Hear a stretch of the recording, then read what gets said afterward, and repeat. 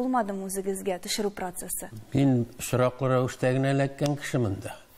Мин андый фильмның... Сезнең өчен махсус язмадылар сценарийны. Юк, мин дә катнашмадым, дөресен генә әйткәндә, ул шыраклы рәвештә генә чынлап та Роза минем пьесада уйнаган иде яшь вакытында, ул шәкерт вакытында уйнаган иде һәм бик әйбәт роль уйнаган иде ул. Гөлҗирәк дигән кызны уйнады, Абделфәрд Шәрәфиев белән бергәме. Мин инде драматург буларак анда аның хәтерендә калганмын.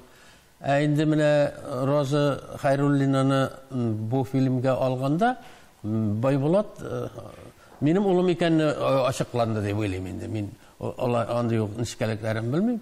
Мин Розага сөйләмәдем кем минем әти кем икәнлеген. Күрә нәтиҗәдә без инде әти белән танышканнан соң Роза әйтә, менә теге заманда бар иде шундый драматург Рабит Батулла. Ул исәнме ул ди? Батулла кырында. Мин менә бит инде Батулла. Менә яшерен